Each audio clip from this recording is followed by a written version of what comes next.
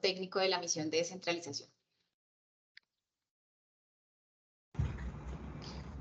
Buenos días a todos, Caro, muchas gracias y bueno, yo creo que para no demorar mucho, más bien yo haría como comentarios al final con el resto de las personas y como lo hemos hecho en otras oportunidades, pues a través de levantar la mano podríamos ir resolviendo inquietudes. Yo creo que es de los temas que más aparece en los talleres y aparece en los diferentes espacios, es el tema financiero de las entidades territoriales. Entonces, pues yo creo que con mucha expectativa, pues Claudia y Néstor y equipo y Fernando, pues esperamos pues esta presentación. Bueno, pues muy buenos días a todos. Claudio Tálora, efectivamente, aquí presentes de la Dirección de Apoyo Fiscal, acompañando este proceso que para nosotros resulta de la mayor importancia. El día de hoy vamos a presentar unas propuestas que se entregaron al equipo de la misión de descentralización en el contexto de atender un llamado que este equipo ha considerado dentro de su narrativa el tema de presentar o hacer algunos ajustes de manera pronta que permitan ir, digamos, dando un contexto de lo que se quiere, pero además que faciliten de alguna manera la gestión de las entidades territoriales. Y esto también, digamos, de la mano de lo que la misión de ingresos y del sistema tributario territorial que nos presentó el doctor Zuleta en la sesión pasada, pues nos ha recomendado o han llegado a esas conclusiones de recomendación de impuestos. Pero desde la Dirección de Apoyo Fiscal consideramos que la misión de descentralización tiene una visión mucho más amplia y debería, o creemos que debe considerar un sistema tributario territorial bastante más probablemente simple, pero también muy eficiente para las entidades territoriales, que atienda sus necesidades de recursos, pero que atienda también esa necesidad de cumplir las competencias que se le han encomendado o que se le encomendarán si llegáramos a algún cambio en nuestra estructura. Por supuesto, son propuestas que la Dirección de Apoyo Fiscal ha venido trabajando de vieja data. La Dirección de Apoyo Fiscal tiene un papel protagónico en el sentido de ir estudiando y analizando estas necesidades de las entidades territoriales justamente por su interacción permanente con ellas y que por supuesto pues son propuestas que se han venido madurando, que se han venido presentando y que vienen desde los equipos anteriores, por supuesto liderado por el doctor Villota, a quien saludamos hoy, pero propuestas, digamos, que ya han venido siendo muy trabajadas y que pues no se limitan a lo que debe ser el sistema tributario territorial. En ese orden de ideas, pues avanzaríamos hoy haciendo una primera... Se mueve. Un segundo. Ya. Haciendo una primera introducción respecto de la autonomía de las entidades territoriales y el marco constitucional que hoy nos rige. ¿Por qué es importante? Porque no solo atiende unos interrogantes que Daniel Escobar en algunas sesiones ha manifestado válidamente, sino que es lo que hoy tenemos, el marco que hoy nos rige y frente al que de alguna manera desde la Dirección de Apoyo Fiscal hemos venido abanderando, que es la autonomía de las entidades territoriales, el respeto a ese ejercicio autónomo. Y entonces la Corte Constitucional así nos lo ha manifestado en primera medida para decir que si bien la ley crea el tributo, porque es el Congreso bajo un Estado unitario, es la entidad territorial quien decide si adopta o no ese tributo, si es hace parte, digamos, de su visión de ciudad o hace parte de su desarrollo económico, hace parte de su vocación, digamos, industrial, comercial, agrónoma, etc. Entonces, la Corte ha venido siendo bastante amplia en pensar o en decir que es la entidad territorial quien decide qué hace o no con un esquema tributario que la ley le presta o le pone a disposición. Y en ese mismo orden de ideas también ha venido siendo mucho más laxa y ha venido cambiando, digamos, esa posición en el sentido de expresar que es la entidad territorial la que decide y la que puede establecer algunos de los elementos del tributo. La ley no podría acaparar la totalidad de esos elementos, como en algún momento se venía diciendo y como en algún momento se han tachado de ilegales algunos tributos frente a los que la ley simplemente autoriza, sino que hoy ha venido diciendo, no, es que el Congreso no puede, o sea, en su desarrollo legislativo no puede acaparar todos los espacios y no permitir el ejercicio autónomo de la entidad territorial. Y entonces es allí donde se habla de que la entidad territorial puede y casi que hoy día debe llenar algunos de esos espacios respecto de los elementos de los tributos que materialicen efectivamente la autonomía de las entidades territoriales. En ese marco y en ese contexto, miremos entonces normalmente, ya puntualmente las propuestas que traemos y que presentamos a la misión en su momento y que traemos hoy a consideración de todos y que por supuesto harán parte o consideramos que podrían hacer parte de la base de lo que el análisis del componente 2 hoy está adelantando en la misión. Entonces, parten las propuestas a partir de qué? De las recomendaciones de la Comisión de Estudios del Sistema Tributario Territorial y algunas otras que en el ejercicio de nuestra experticia aquí desde la Dirección de Apoyo Fiscal hemos identificado. Entonces, inicialmente hablemos del impuesto de industria y comercio, que es de repente el que mayor atención nos demanda, tanto para entidades nacionales, para la misma nación y para los territorios. Y es, por ejemplo, el hecho de que hay una cantidad de impuestos hoy estructurados que si bien están relacionados con actividades económicas, pues son absolutamente independientes. Aquí una primera propuesta es hacer un impuesto de industria y comercio unificado, que de alguna manera recoja el impuesto de avisos y tableros, el de teléfonos, los impuestos de azar y espectáculos y esos pequeños impuestos que están regados en el 1333 y en algunas normas muy antiguas de juegos, apuestas por el sistema de clubes, de huello de ganado menor, sobretasa bomberil, sobretasa a la seguridad, por ejemplo. ¿Están escuchando? Sí, Claudia. Sí, Claudia. Sí, que todos me oyen. Sí, Bueno, sí, es sí. que aquí tenemos problemas técnicos, pero ya. Bueno, perfecto. Entonces la idea es pensar en un impuesto de industria y comercio unificado que recoja, digamos, de alguna manera esto y nos permita simplificar el sistema. Para esos efectos también creemos que es necesario precisar el hecho generador y así nos lo manifestó la comisión, en el sentido de incluir expresamente o de precisar las actividades que serían grabadas las actividades comerciales o aquellas de las otras que habla el Código de Comercio que hoy están enunciadas en la actividad comercial, pero precisando que se ejerzan con carácter empresarial o profesional. Eso para efectos de evitar esa discusión de si los arrendamientos, cuando es una persona natural que arrienda el único apartamento que tiene para tener una renta, debería estar grabado, o si el hecho de recibir unos dividendos por unas pocas acciones que pueda tener esta persona en el año simplemente pudiera ser ya sujeto pasivo del impuesto de industria y comercio.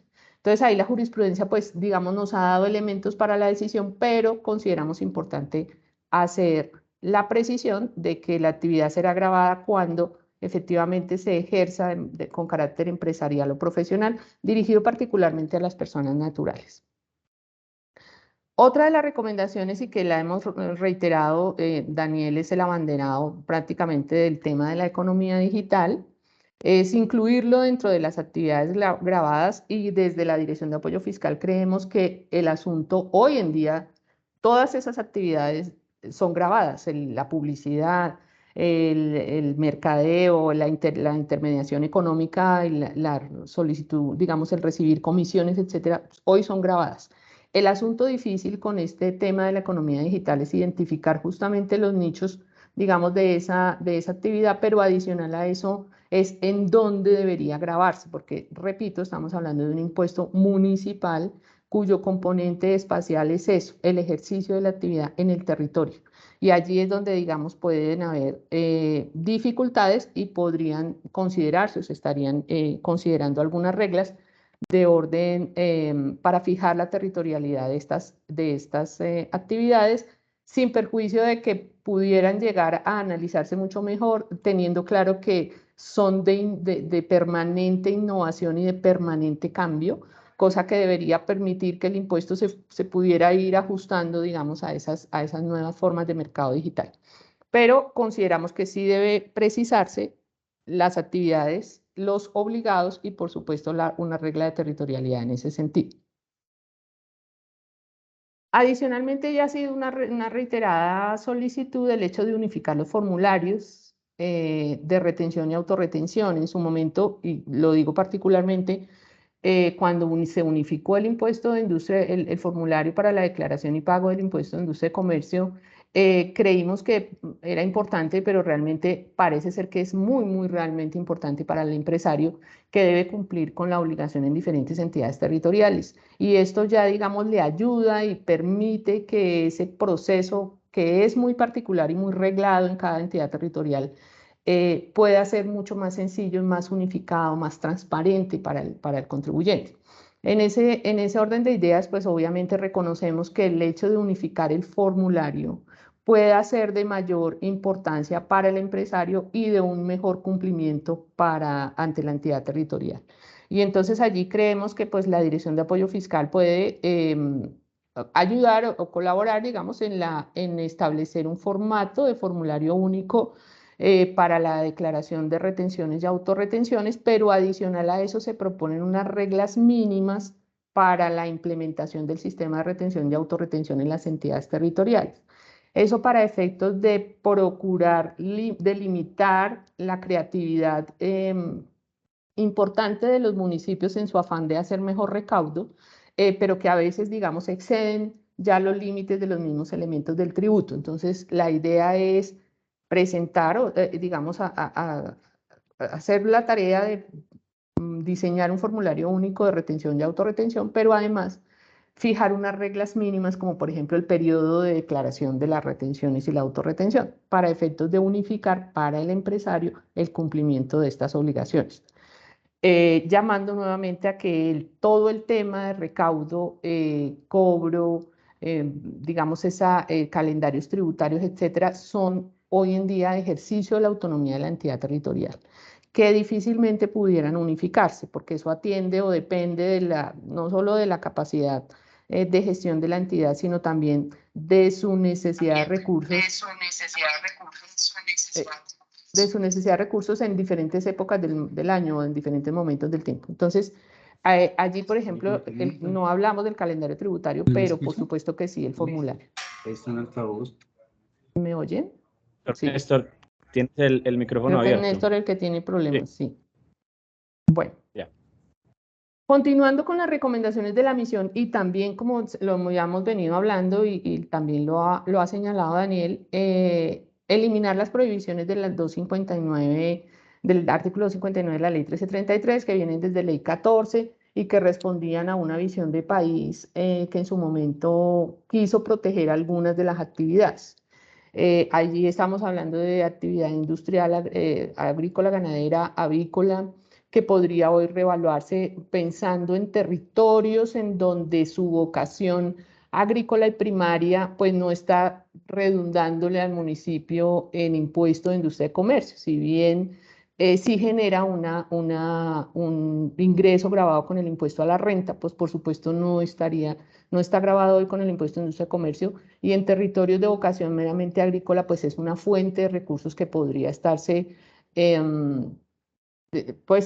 no recaudando por una visión de país que en su momento se definió, pero que hoy podría entrar a reevaluarse y que podría darle un impulso a esos otros territorios de vocación agropecuaria y de amplias extensiones rurales. Allí estamos hablando también de eliminar pues estas otras prohibiciones hacia las actividades de los sindicatos, hacia las actividades sin ánimo de lucro, algunas entidades que se han venido interpretando como que entonces todas son no gravadas y generan discusiones frente a la entidad territorial. Y lo que creemos es que en ejercicio de esa autonomía las entidades podrían decretar exenciones, ¿cierto? Perdonar el impuesto ya bajo unos principios de razonabilidad y de progresividad y de las necesidades propias del municipio o del distrito. Y allí la idea es que estas actividades sean meramente tema de exención, pero no de prohibición desde la ley. Por supuesto, sí se mantendrían a salvo pues, las previsiones o las prohibiciones a los recursos del sistema de seguridad social en salud por la precisión constitucional de protección de estos recursos dirigidos al sector. Entonces, digamos que allí pues sí se mantendría esa prohibición, esa limitación, y pues tiene, digamos, todo el sentido. Eso en términos generales de las propuestas que la misión, digamos, nos precisó. Desde la Dirección de Apoyo Fiscal hemos considerado, y bajo el marco de un impuesto de industria y comercio unificado, hemos considerado adicionalmente que es necesario definir el sujeto activo y la remisión a reglas de territorialidad aplicable, particularmente en el sentido de decir que las reglas de causación del ingreso, cuando se siente el ingreso gravado para el caso del impuesto a la renta, deben aplicarse en el impuesto de industria y comercio, como es el caso del artículo 28 del Estatuto Tributario, que ya lo habíamos traído en la Ley 1819, pero que hay otras reglas de definición de percepción de ingreso que están en el impuesto a la renta y que podrían darnos mayor claridad para algunos sectores, como el tema de la infraestructura vial y de las concesiones viales, para poder gravar esos ingresos acorde con la entrega de las etapas de las construcciones y demás. Y eso, pues obviamente homologándolo a las reglas de contabilidad internacional para evitar discusiones y, digamos, impactos a los empresarios, a los concesionarios, en ese caso, por ejemplo. Pero, digamos, hay otras normas que nos han permitido darle mayor claridad a la definición de cómo se paga y en dónde se paga algunas actividades puntualmente que tienen presencia en diferentes territorios. También es necesario precisar la sujeción pasiva de los contratos de colaboración empresarial, consorcios, uniones temporales, todas estas nuevas figuras de los patrimonios autónomos y precisar también que las entidades sin ánimo de lucro son gravadas con el impuesto de industria y comercio para eliminar, digamos, esas distorsiones que se han generado con la definición de aquellas normas antiguas del Decreto Ley 1333. Adicionalmente, la aplicación de disposiciones especiales del Estatuto Tributario, lo que les decía, reconocimiento de ingresos, por supuesto, la necesaria transición de un año para incorporar estas modificaciones en las normas de las entidades territoriales, en sus acuerdos municipales y de tal manera que se pueda, digamos, tener una clara aplicación en cada una de las entidades y que los municipios tengan claridad de qué es lo que deben hacer o cómo es el nuevo impuesto o es un impuesto ajustado más que un nuevo impuesto, y por supuesto de la mano de la asistencia técnica que la Dirección de Apoyo Fiscal permanentemente brinda a las entidades. Y adicional a eso, creemos que el tema del régimen simple de tributación pues ha venido superando todas las expectativas, no solo porque los contribuyentes lo ven como un sistema simplificado y juicioso de cumplimiento de obligaciones de diferente tipo, sino porque la Dirección de Impuestos y Aduanas Nacionales ha respondido de manera muy eficiente con la tecnología y con la percepción de esos recursos, la entrega de información a las entidades territoriales, el giro y las consignaciones de un impuesto que, entre comillas, libera a la entidad territorial de una carpintería necesaria para la percepción de las declaraciones, pero que hace mucho más eficiente su recaudo.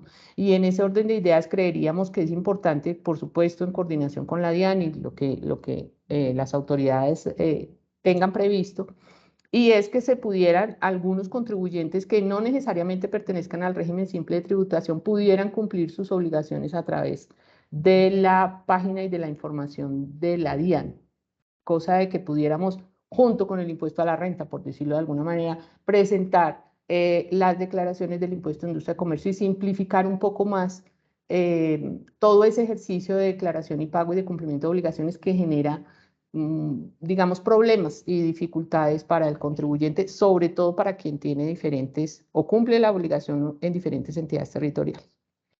Digamos que eso en términos generales. Adicional a eso, pues creemos que hay que habilitar los rangos tarifarios para las actividades financieras. No está en los documentos que se entregaron, pero sí lo hemos discutido. Creo que es una necesidad sentida el hecho de que la tarifa de las entidades financieras y la base gravable sean ajustadas, digamos, a lo que hoy funciona el sistema financiero, y prescindir del descuento del ICA en el impuesto a la renta, que creemos que ya en esta propuesta de reforma tributaria está siendo considerado por el efecto que puede tener o el impacto que puede tener en las finanzas del orden nacional. Digamos que ahí. Creería yo que avanzamos y si hay preguntas las dejamos al final, ¿verdad?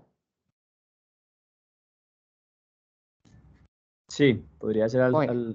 Bueno, aunque a mí me parece que yo tenía un Señor. par de preguntas ya sobre ICA, porque me parece que de pronto después se puede como volver un poquito más enredado el tema de participación.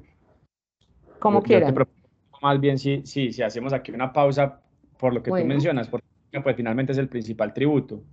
Ujú.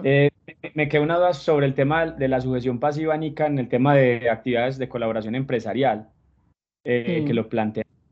Allí en esa parte, ¿qué están pensando? Y, y si en el tema de retención y autorretención, en la unificación de formularios, ya ustedes tienen algún borrador de propuesta frente a esa unificación. Y lo último, si ustedes ven alguna oportunidad de incidencia y priorización de algunos de esos artículos dentro del Plan Nacional de Desarrollo.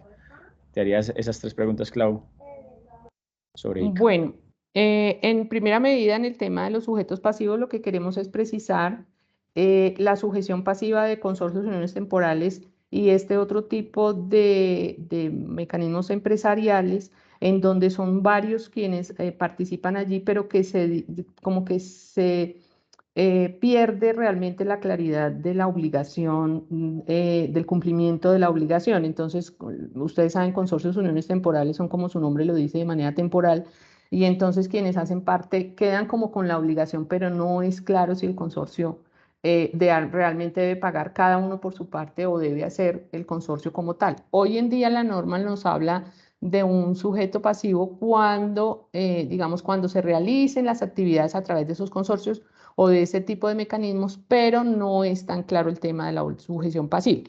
Entonces aquí lo que queremos es precisar que cada uno de los participantes de esos contratos de colaboración empresarial pues deben declarar de manera independiente sus impuestos de industria y comercio de acuerdo con la participación que tengan dentro de esos contratos de colaboración empresarial.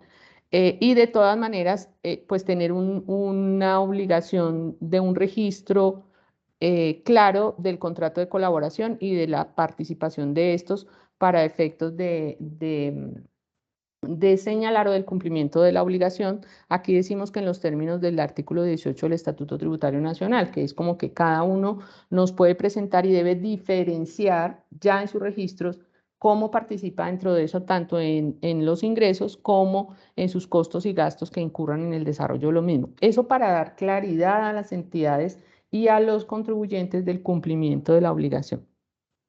El segundo, en el tema del formulario, sí, digamos que el formulario de autorretención y de retención, tenemos un borrador que lo tenemos, digamos, como allí quieto, porque la ley 2010 tal vez fue la que hace una modificación a la declaración y pago único del impuesto de industria y comercio, pero no era tan claro si efectivamente había que hacer o no el formulario. Creemos que para adelantar o para fijar un formulario como oficial, pues la ley, así como lo hizo la 1819 para el de declaración y pago del impuesto, pues tendría que la ley mencionar el tema de que la DAF sea quien diseñe un formulario único de la retención, cosa que pues no quedó en esta oportunidad en la última norma. Quisiéramos entonces que sí, momento en el cual, digamos, se habilitaría o se formularía formalmente la presentación de ese formulario. Y ya en el tema de cuáles podrían ser sujetos o no al plan de desarrollo, pues creo yo que es un análisis que debemos hacer a nivel gobierno como visión de país de qué es lo que quiere este plan de desarrollo y hasta dónde, cuál podría ser su alcance y qué quisiéramos incluir. Habrían algunas de mayor importancia, en mi sentir las de predial que ahorita en este momento se las voy a presentar, y algunas otras muy pequeñas, pero que digamos no estaríamos atentos a atender la recomendación que como gobierno nacional, digamos aquí desde el viceministerio, y desde el plan de desarrollo que esté pensando Planeación Nacional, por supuesto, pudiéramos involucrar, pero digamos que es un tema que pues están todas allí consideradas y que habría que priorizar ya bajo el criterio de visión de país. Ok, perfecto, Claudia. Al final te haría una ya, pues, como transversal sobre el tema de economía digital, pero básicamente Ok. sería, no sé si alguien tenga alguna inquietud frente al tema de industria y comercio, e incluso avisos y tableros, porque veo que lo planteas también en términos de De compilar eliminar, atributos y eliminar este, exacto. correcto, sí. Bueno, si quieres avancemos entonces Bueno, y listo. Entonces, predial. Nos vamos con predial. Entonces, bueno, el predial unificado pues tiene un tema importantísimo que cobra cada vez mayor importancia, que es el catastro multipropósito, por los efectos fiscales que necesariamente trae implícito cuando se están modificando, cuando se está haciendo la actualización catastral. Obviamente que si bien esta visión de catastro multipropósito es poder tener mayor información y no necesariamente el tema fiscal, pues sí tiene de todas maneras una incidencia fiscal allí, digamos, natural a la necesidad de actualizar la información de los predios del país y por supuesto allí está ese componente económico. Pero mientras tanto, porque es igual entendemos, es un proceso en el que las entidades territoriales cada vez se animan más a participar, pero que conocemos que hay un grupo importante de entidades territoriales que no tienen la capacidad financiera ni de gestión técnica para avanzar o para decidir tomar, digamos, las riendas de su tema catastral. Y entonces, mientras eso sucede, pues hay que darles opciones, digamos así, que le permitan dinamizar el impuesto y que puedan tener, digamos, un impuesto mucho más juicioso y más ajustado a la realidad inmobiliaria y a su realidad urbana y rural del municipio. Entonces allí dentro de las recomendaciones de la misión había una puntualmente que creemos nosotros que es definir en la ley de manera, digamos, expresa el hecho generador del impuesto predial. No existe norma hoy en día que defina el hecho generador del impuesto predial. Digamos que ha sido un tema de que se desprende de toda esa norma catastral y de todas las demás normas que hoy existen del impuesto, pero no existe una norma que hable del hecho generador. La Corte Constitucional fue quien al final, cuando hizo un análisis de la ley 1430 que se graban a los concesionarios de aeropuertos y puertos, dijo no, es que el hecho generador es la existencia del predio. Y allí, digamos, eso no está definido en ninguna parte. La idea es dejar muy claro que el hecho generador es la existencia física o jurídica del bien inmueble. ¿Para efectos de qué? De que el cumplimiento de la obligación se haga en los momentos apropiados y desde el primer día en que el predio existe y existe con todas sus modificaciones y sus cambios que pueda llegar a hacer. Entonces, digamos que allí creemos de manera importante precisarlo, más aún cuando la ley también habló de la naturaleza real del impuesto. Y cuando hablamos de la naturaleza real del impuesto, pues tendría que ser sobre un predio que efectivamente pueda identificarse de manera física o jurídica. Entonces, allí, digamos, esa es la idea del hecho generador. También creemos importante unificar las reglas para bienes de uso público. Y en principio los bienes de uso público no son gravados con el impuesto de predial unificado, pero para las normas de distritos, inicialmente para los distritos de Barranquilla, Santa Marta y Cartagena, la ley anunció que serían gravados los bienes de uso público que estén ocupados por particulares. Hoy en día esa norma se quedó para esos distritos y creo que viene y la trae nuevamente la ley de distritos, pero hay otra cantidad de territorios en donde los bienes de uso público están siendo ocupados por particulares y no hay claridad frente a la sujeción pasiva de esos particulares ocupantes sobre las mejoras o sobre esos territorios ocupados. La idea es unificar la regla a nivel nacional.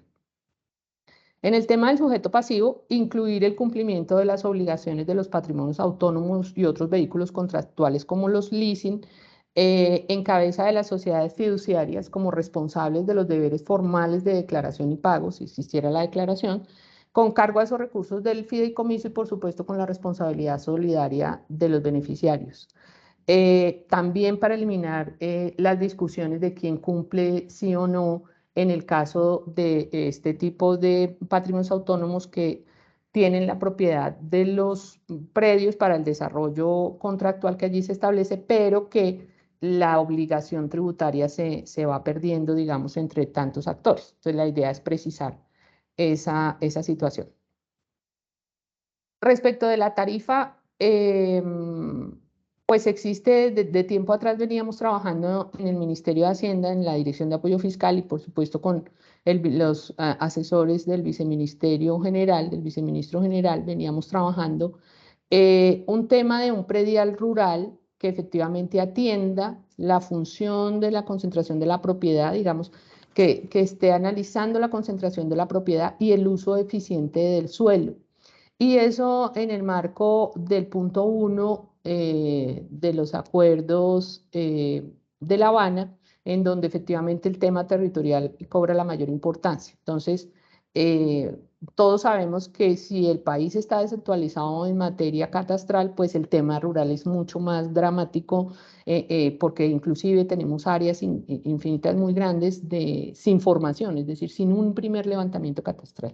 Y allí pues resulta importante que esa responsabilidad social de la propiedad se materialice en el cumplimiento de la obligación tributaria y sea, digamos, un poco más fuerte para el tema rural cuando no se hace un buen uso del suelo.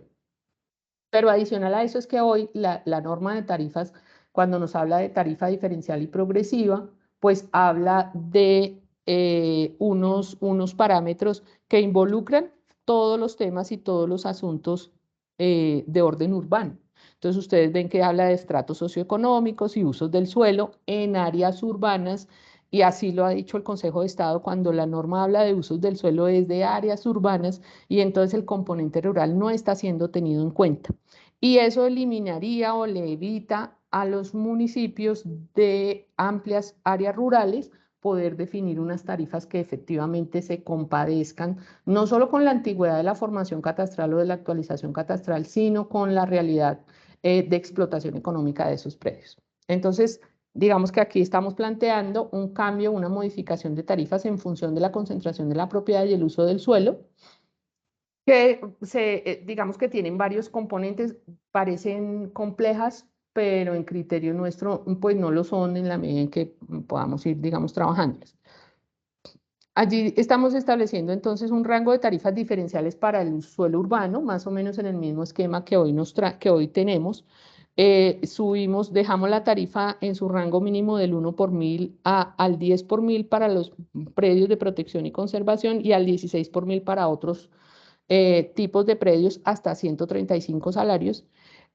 Los demás predios le subimos la tarifa mínima al 5 por 1000 y hasta el 16 por 1000, y los urbanizables no urbanizados mantendrían su tarifa hasta el 33, pero con un rango mínimo del 10 por 1000. Porque hoy el piso pues es el 5 por 1000. Creemos que el urbanizable no urbanizado, justamente en ese marco que hemos visto, debe pagar un poco más, y digamos que esas se mantendrían para el suelo urbano más o menos ese esquema tarifario. Ya para el suelo rural, atendiendo también las recomendaciones de compensar los predios de conservación y protección y tener unas tarifas diferenciales de expansión urbana y de ese crecimiento, como para limitar ese crecimiento de las ciudades hacia los extremos y sin claridad de cómo tributan esos territorios, pues hemos definido unas tarifas generales para el suelo rural, suburbano y de expansión, que atiendan las clasificaciones del Plan de Ordenamiento Territorial y que tiene dos componentes inicialmente, esta tarifa general, y es una sobre el valor catastral o el autoavalúo, y dos sobre el uso del suelo. Digamos que tendría dos componentes, tarifas que tendrían dos valores de ingresos que al final se sumarían para efectos del cumplimiento de la obligación cuando estemos en presencia de estos territorios.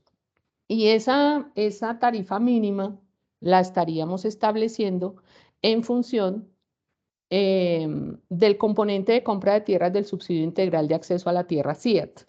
El SIAT pues está definido en el Decreto Ley 902 del 2017 y es un subsidio integral de acceso a la tierra que es un aporte estatal no reembolsable, pero que además de cubrir el 100% del valor de la tierra, también incluye los requerimientos financieros para que quienes estén allí puedan tener un proyecto productivo.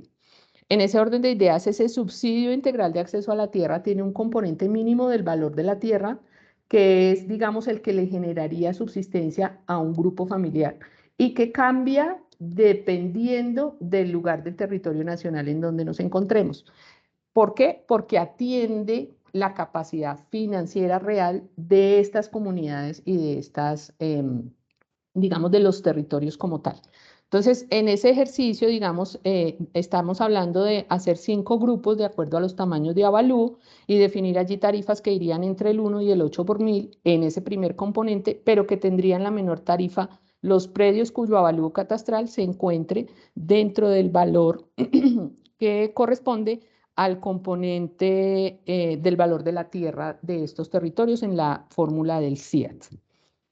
Eso en el primer componente. Y en un segundo componente estaríamos hablando de tarifas entre el 0 y el 4 por mil, o entre al 10 por mil, perdón, dependiendo del uso del suelo. Y ahí ya estamos hablando de si son principalmente agrícolas, pecuarios, intensivos, pesqueros o forestales, si son predios industriales, comerciales o vivienda campestre, o si efectivamente estamos hablando de ganadería extensiva y explotación de recursos naturales no renovables, caso en el cual tendrían una mayor tarifa entre el 8 y el 10 por mil en este segundo componente, y otros usos, digamos, diferentes a los mencionados anterior, como para dejar un remanente de los demás predios que no se encuentren allí. Digamos que ese sería el tema de tarifas que podría incorporar ese tema rural atado al uso de la tierra. Y al final, digamos, en este caso de las tarifas, pues estamos presentando unas tarifas especiales definidas para ya predios de protección y conservación, vivienda de interés social rural o vivienda prioritaria rural, pequeña propiedad rural, que era un concepto que se traía desde la ley 14, o predios con valor comercial muy pequeño y predios en suelo suburbano y corredores viales, vivienda campestre, etcétera, que puedan definirse de protección o que deban tener, digamos, un trato diferencial. Y ese sería, digamos, nuestro componente de tarifas, pero que atendería o podría dinamizar el impuesto en municipios en donde las áreas rurales, digamos, son extensas y pudieran revertir de alguna manera al municipio ese componente. Bueno. Mientras sucede la actualización catastral, pues también hemos creído y hemos considerado desde un principio que la base gravable que es el avalúo catastral o el autoavalúo, como hoy lo dice la ley 44 del 90, pues debe ajustarse en un porcentaje que efectivamente cada año los predios que no se actualizan deberán ajustarse esa base gravable en un impuesto, en un componente o en un porcentaje que no debe ser la meta de inflación, porque digamos, no se compadece con el mercado inmobiliario y el crecimiento del mercado inmobiliario en diferentes ciudades. Ha estado congelada en el 3% y pues hasta el año pasado creció en el 3%, pero seguramente va a cambiar por estos movimientos de la inflación, pero no responde al mercado inmobiliario. Entonces, la base mínima de los predios de conservación creemos que debería ser el índice de valoración predial, que hoy el DANE calcula para 22 municipios capitales, y que pudiera servir de referente en esos departamentos o en los municipios de esos departamentos, pero que además requeriría ampliarse a las otras ciudades capitales o por lo menos, mientras eso llegara a suceder, a la variación del IPC realmente del año anterior, es decir, la inflación o el IPC observado, no la meta de inflación porque necesariamente está siempre muy abajo. Por supuesto, los catastros descentralizados mantienen la posibilidad de establecer índices de valoración diferencial, acorde, digamos, ya con sus análisis y con sus estudios, que se compadezcan efectivamente con ese mercado inmobiliario. Y hablamos de una base mínima de autoavalúo o avalúo catastral, que resulte de aplicar unos valores mínimos al área de construcción y terreno.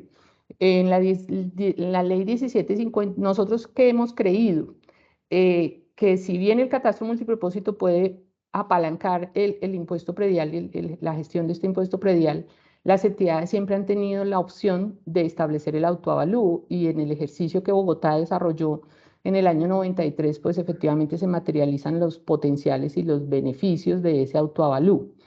Necesita de la entidad territorial, digamos, un tema técnico puntual, pero que no resulta difícil si se acoge lo que hoy está en la ley 1753 de bases presuntivas mínimas. Es decir, que la oficina de planeación o del municipio puede definir unos valores mínimos por área de metro cuadrado de construcción y área de terreno, ¿cierto?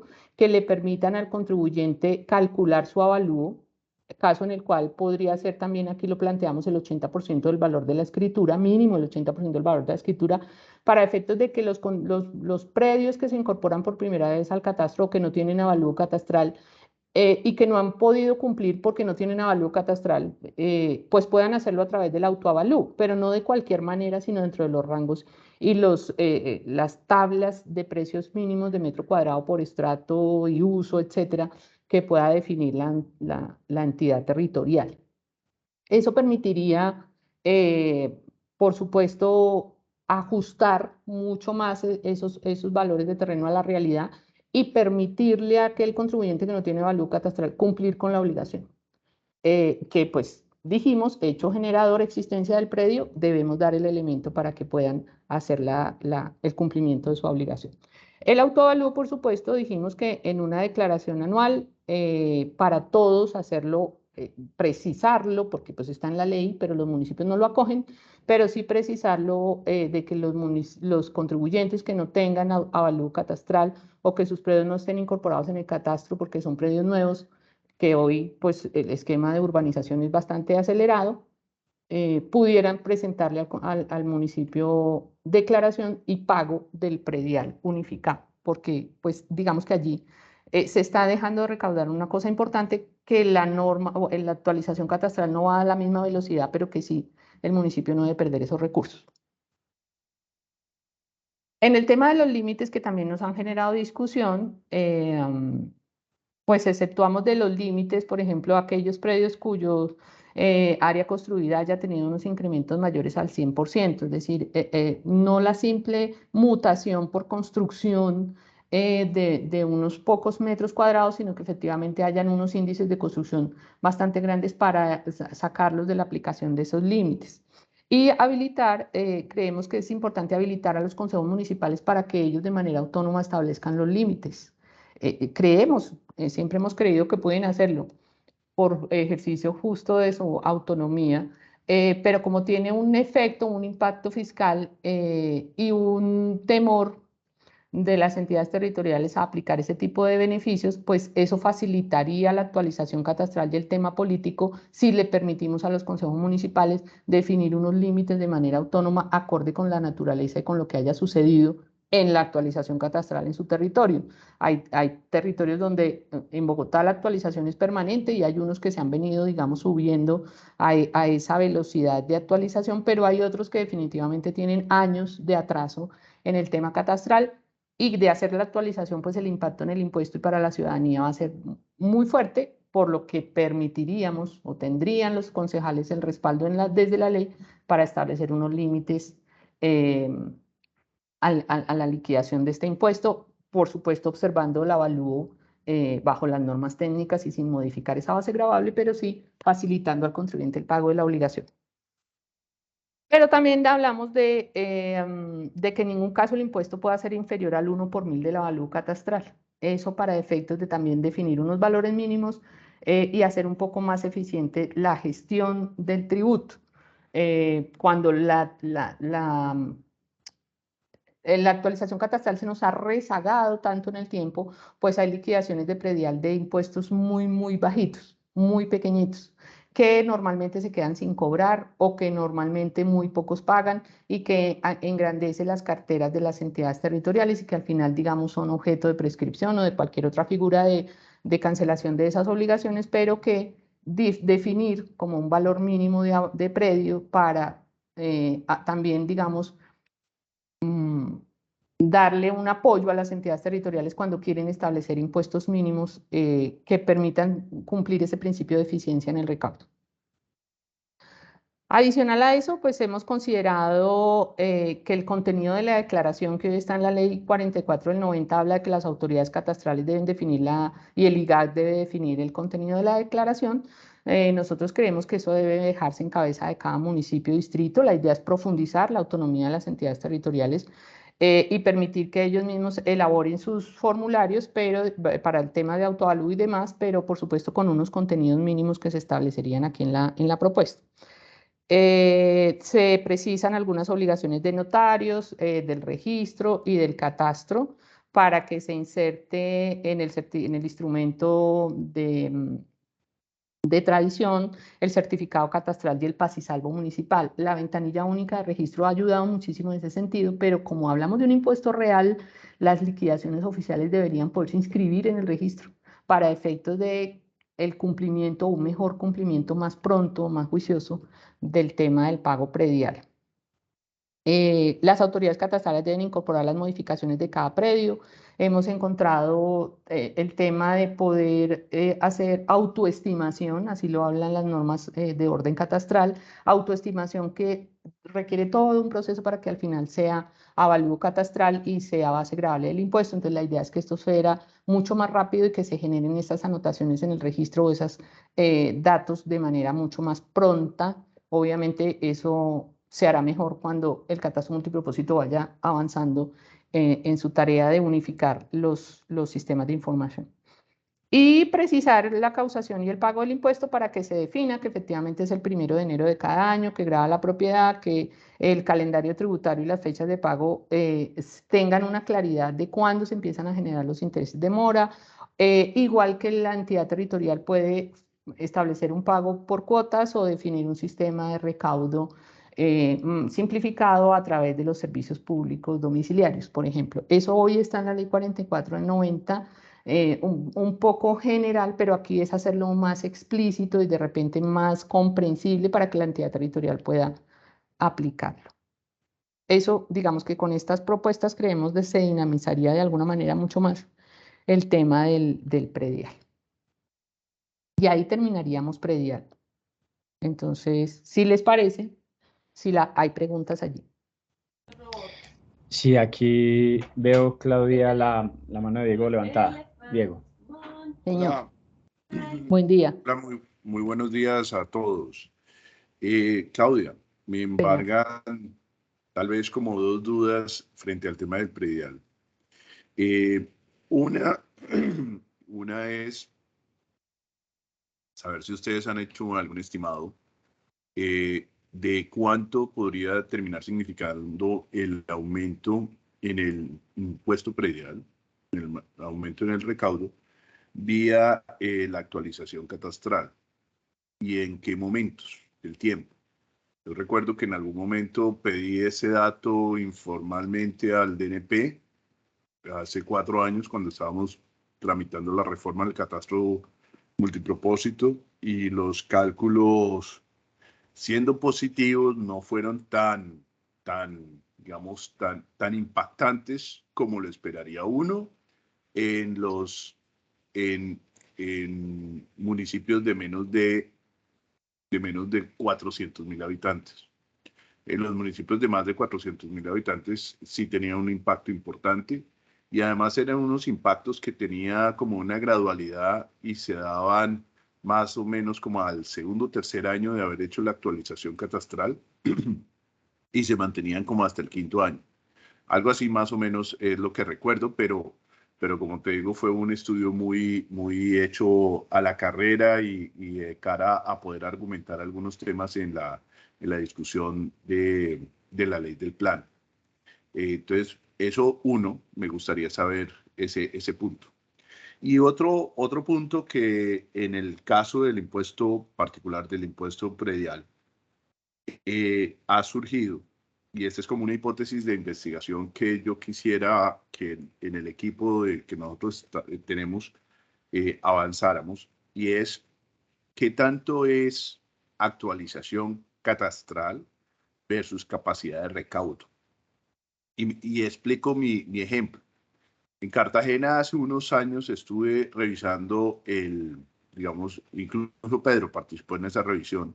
Estuvimos revisando la potencialidad que podía tener la actualización catastral sobre las finanzas, sobre el valor del recaudo. ¿Qué encontramos?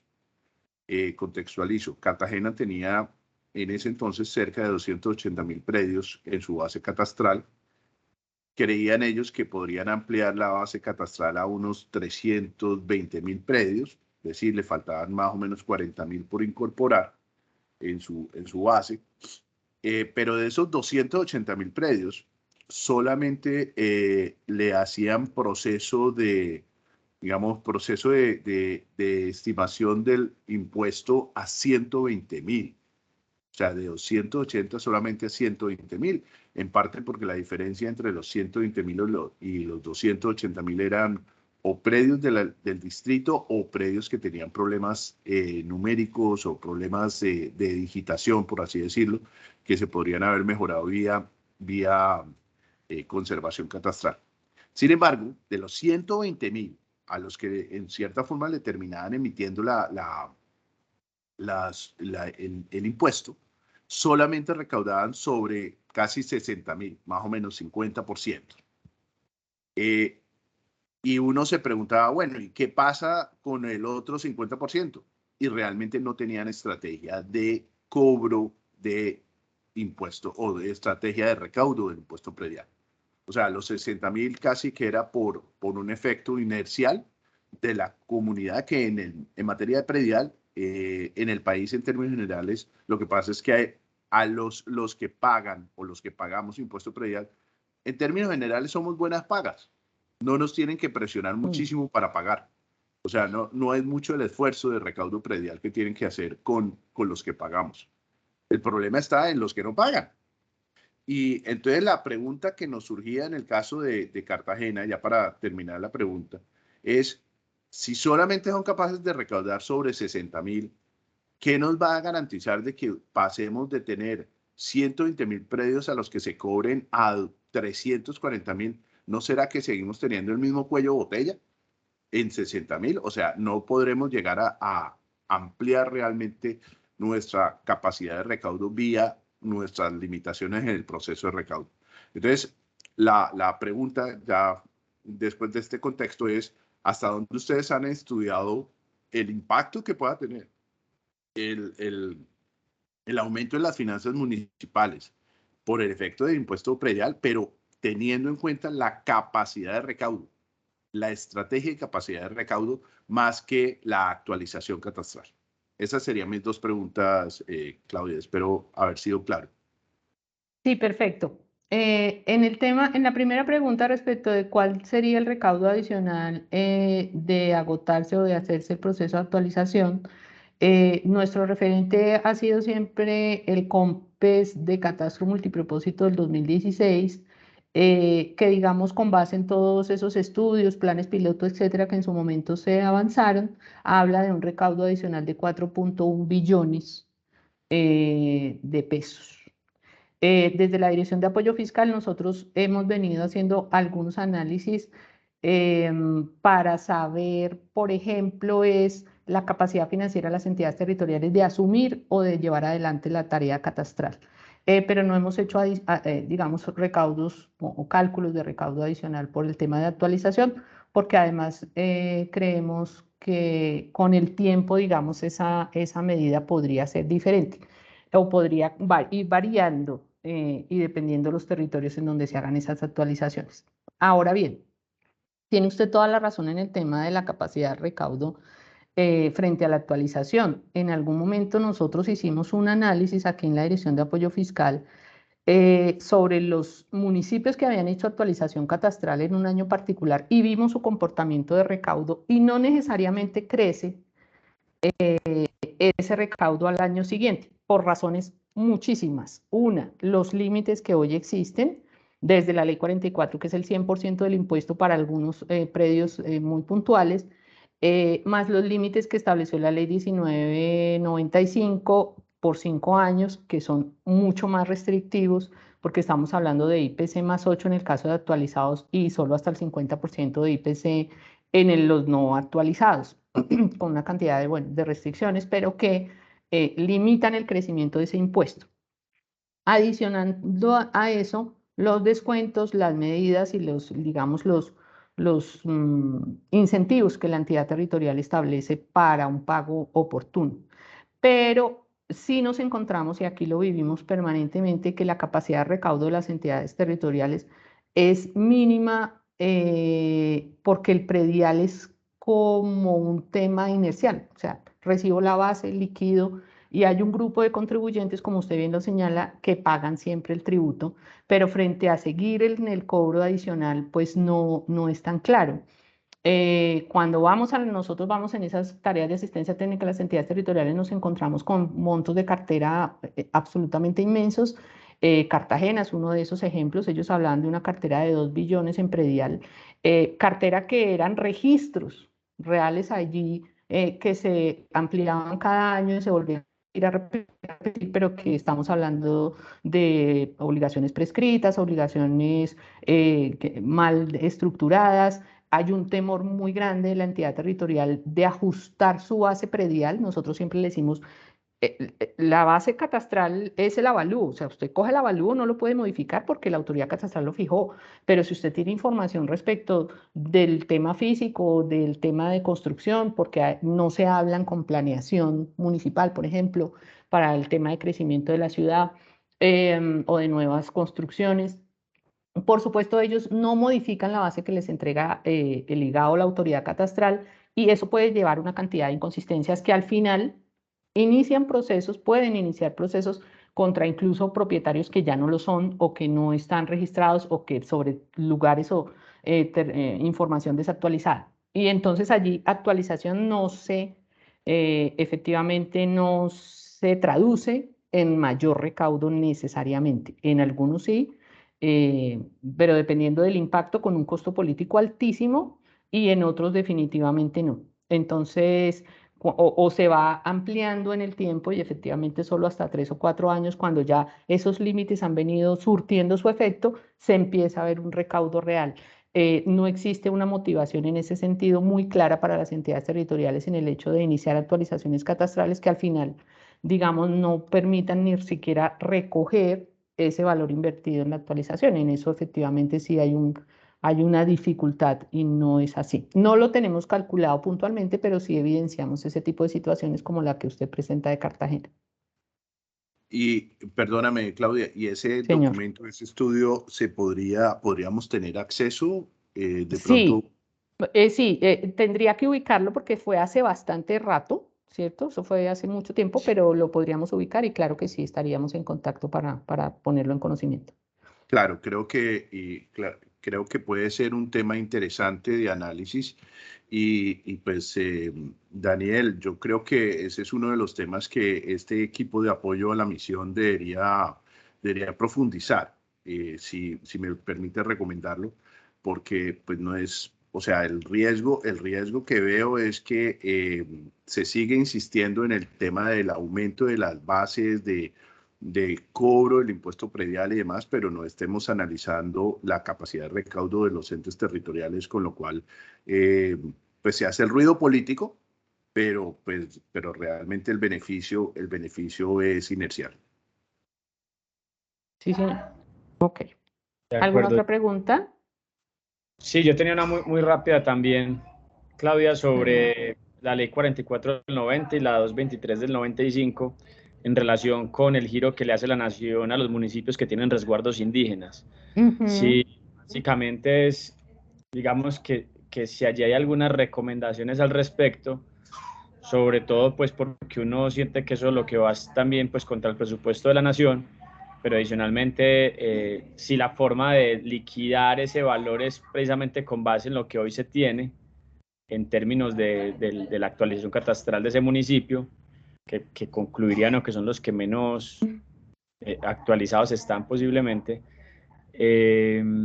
y la lógica, digamos, de ese recurso, si desde la destinación un poco si debería ser directamente municipal o si tendría que tener algún tipo de compensación con los resguardos. ¿Se han analizado ese tipo de cosas, Claudia?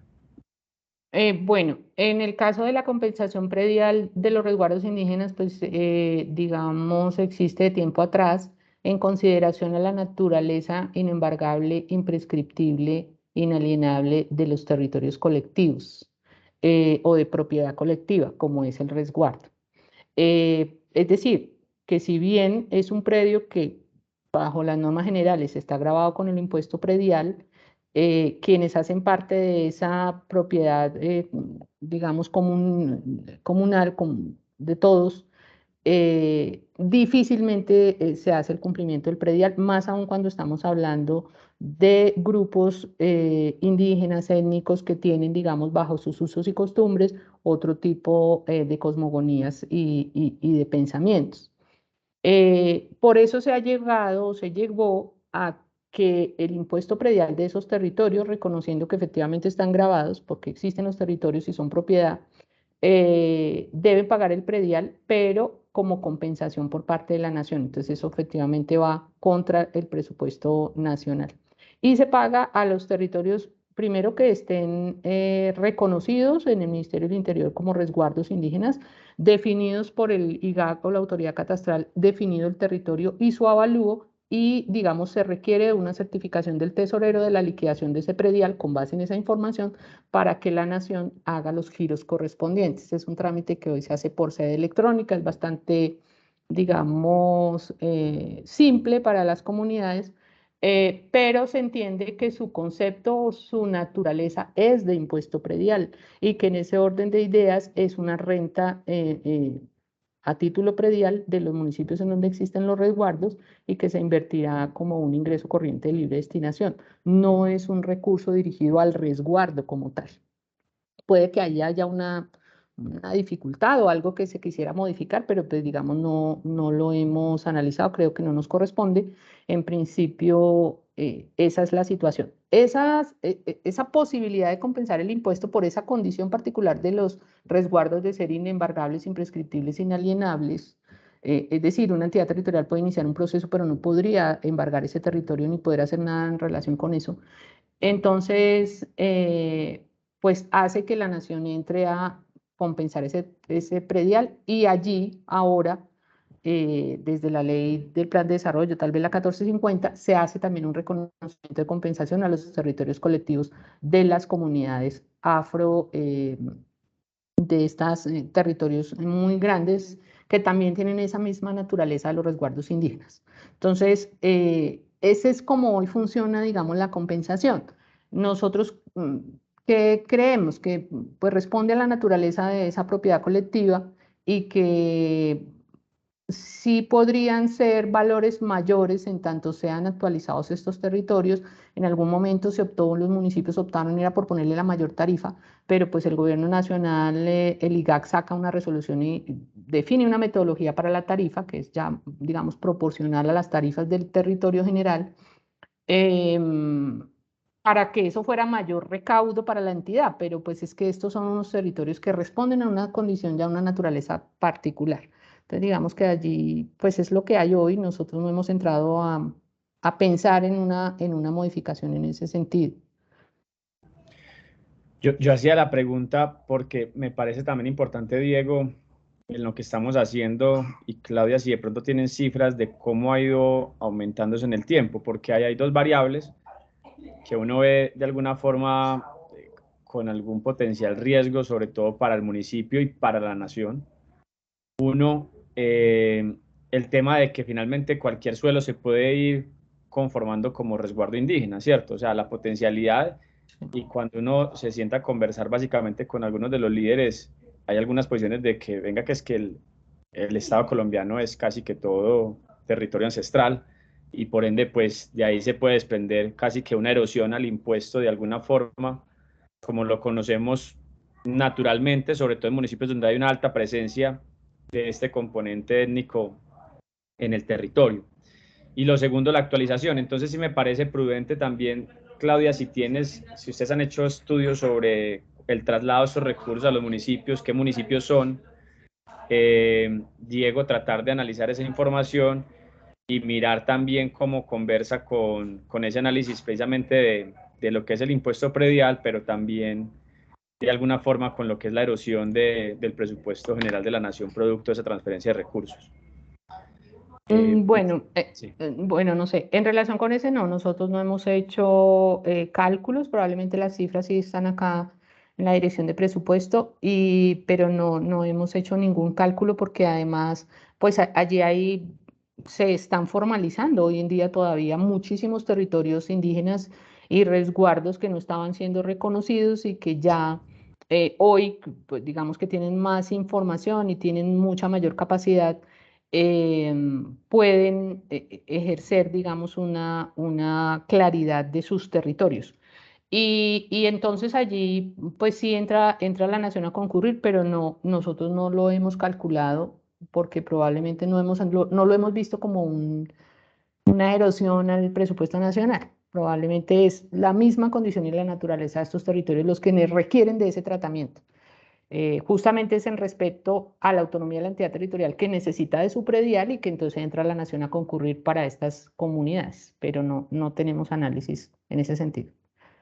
Yo lo planteo sobre todo que ahí, sin lugar a dudas, va a haber una tensión entre municipio y nación en algún punto, sobre todo porque yo lo que he escuchado en algún punto de algunos municipios es que el traslado del recurso no compensa exactamente lo que potencialmente podría ser el recaudo del predial. Entonces, ahí posiblemente haya intereses encontrados entre lo que la nación estime y lo que el municipio estime. Pero adicionalmente con el riesgo de que si hay un municipio como por ejemplo La Uribia, que es casi todo, pues digamos con ese componente étnico, hay que partir de un supuesto y es de que eso no es naturalmente un impuesto predial. Creo que la naturaleza incluso hay que empezar a reevaluar más bien como una especie de transferencia, pero sin lugar a dudas pues no lo veo uno como un impuesto predial o una compensación al predial en estricto sentido. Veo que Misael tiene la mano levantada. Sí, buenos días. Muchas gracias por la exposición. Gracias, Daniel. Misa, preséntate por te conozco. Bueno, ¿cómo me le va? Yo soy Misael Murcia García, trabajo en el equipo técnico de la misión, en el eje 5 sobre territorios indígenas y descentralización. Mi pregunta, digamos, es un poco profundizando lo que Daniel acaba de plantear, pero en el sentido de que la Constitución plantea la posibilidad de crear entidades territoriales indígenas o, en su defecto, crear territorios indígenas. Cuando esto se llegue a dar, se podría pensar, y solamente lo lanzo como hipótesis, que este impuesto, ¿sí?, de esta compensación, ya no se le gire al municipio, sino se le gire a la entidad territorial indígena directamente. Es una pregunta. Habría que analizarlo, pero probablemente sí, pero hoy en día no está en ese sentido, pero pues diríamos que sí, como una hipótesis, efectivamente, bajo unas condiciones o bajo un esquema allí de administración de recursos que habría que entrar a estudiar, pero pues... Sí, la idea era como un poco lanzar la propuesta, un poco porque, digamos, las organizaciones indígenas y los líderes están en esa línea de conformar sus entidades territoriales indígenas, sus territorios indígenas, y pues si esta compensación hoy se le transfiere a los municipios, cuando se creen y bajo las reglas pues que se definan, digamos que existiera esa posibilidad. Pero te agradezco muchísimo la respuesta, muy amable. Sí, es complejo en la medida en que vemos ese tipo de entidades territoriales donde un muy gran porcentaje de su territorio tenga esta condición de predio colectivo y entonces pues sus fuentes iniciales primarias de recurso como es el impuesto predial estarían disminuidas, ¿sí? Ahí tendríamos un impacto también diferente que habría que entrar a sopesar, pero por ahora digamos no lo hemos pensado. Bueno, muchas gracias. No, señor. ¿Les parece si continuamos? Me preocupa el tiempo y los otros temas, que son más largos. Sí, bueno, gracias. Ok, entonces, este de aquí para allá creo que es más rápido. Estamos hablando de las estampillas.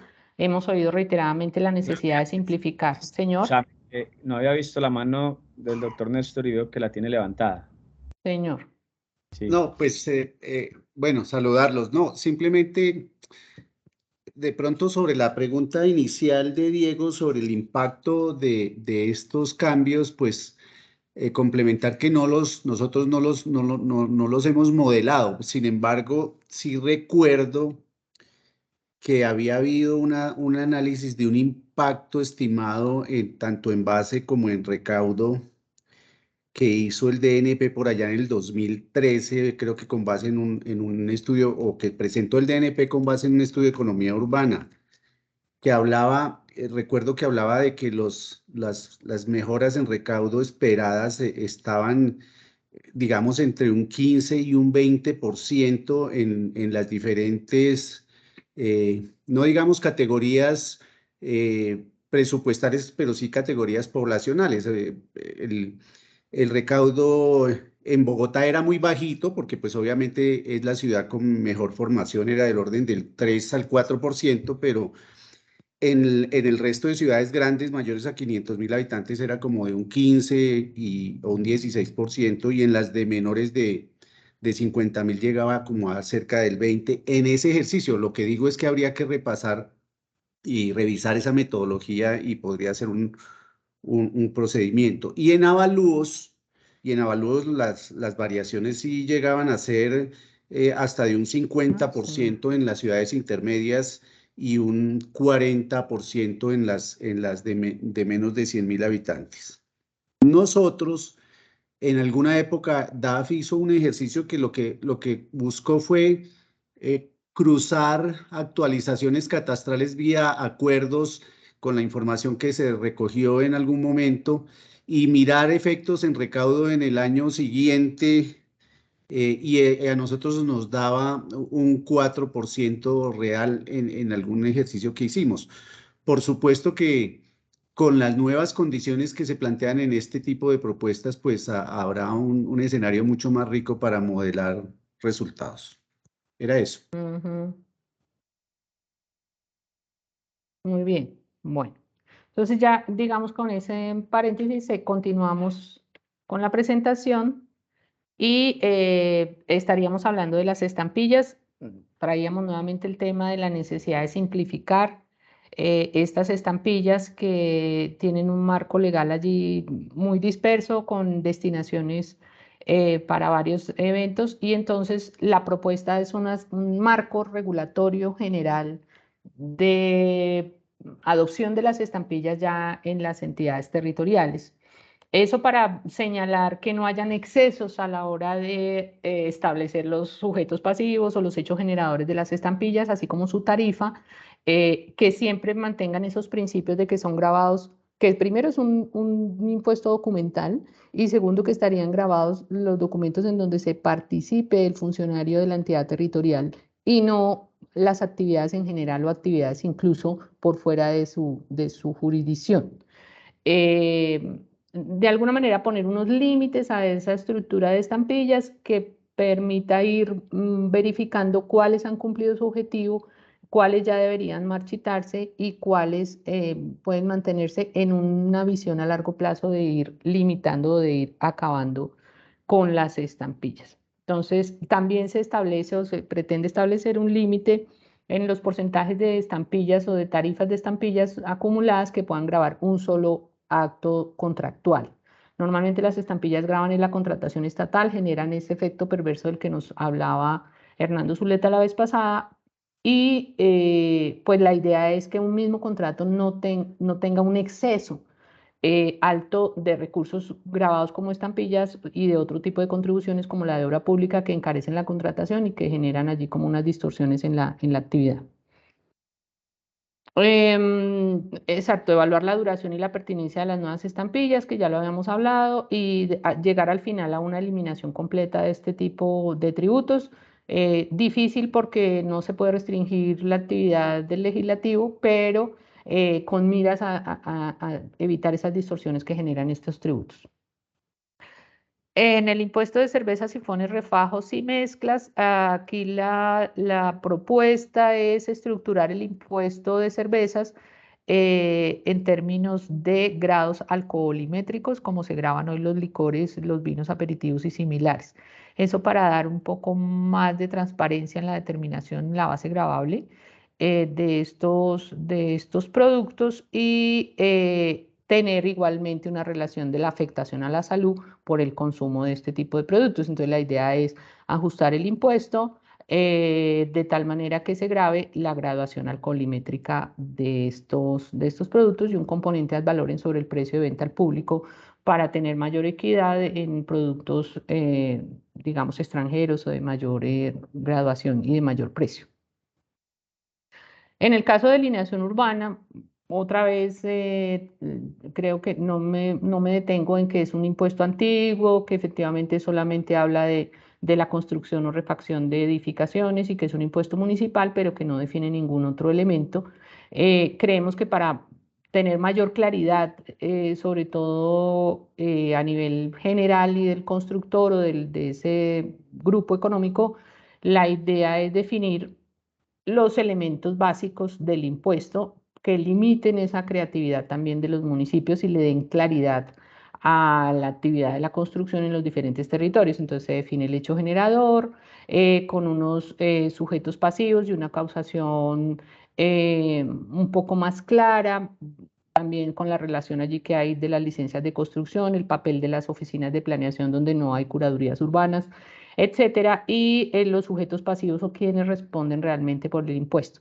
Entonces se definen acá o en la propuesta los elementos, la base gravable atada al total del presupuesto de la obra o construcción para que sea, digamos, manifieste su capacidad contributiva quien hace las construcciones, y tarifas del 1.5% sobre esa base gravable, y para la vivienda de interés social y vivienda de interés prioritaria solamente sería el 50% del impuesto. Por supuesto, se establece una transitoriedad para que esas normas de los municipios pues puedan, digamos, irse ajustando a lo que se recomendaría en una eventual ley en este sentido. En el caso del impuesto sobre vehículos, que ya es un impuesto departamental, como lo es el del consumo, la idea es involucrar un componente que tenga el valor comercial como hoy está establecido y un componente del factor de contaminación, que pueda hacer más gravoso el hecho de tener un vehículo que contamine más y permita, entre comillas, la transición a las energías alternativas o a esos vehículos de menores emisiones contaminantes, para que redunde, digamos, en el tema de cambio climático y temas ambientales, etcétera. Entonces allí se están definiendo. Se incluirían como grabadas las motocicletas de menos de 125 centímetros. Es un sentimiento de todas las entidades territoriales, particularmente y desde mi experiencia de gestión y de administración del impuesto de vehículos, grabar las motos es su recaudo no compensa lo que tiene que invertir la administración en el control del impuesto. Es la misma situación que se presenta hoy con el SOAT de las motos, se presentaría con el tema del impuesto. Entonces hay gran cantidad de motocicletas, una informalidad impresionante en los traspasos y en esa tradición de esos vehículos. Y por supuesto, pues el control de ese tributo se hace bastante engorroso, costoso y difícil, que pudiera no compensar lo que se recauda por ese concepto, pero es un sentimiento generalizado de los departamentos y del Distrito Capital, por ejemplo, en querer grabar estos motocicletas.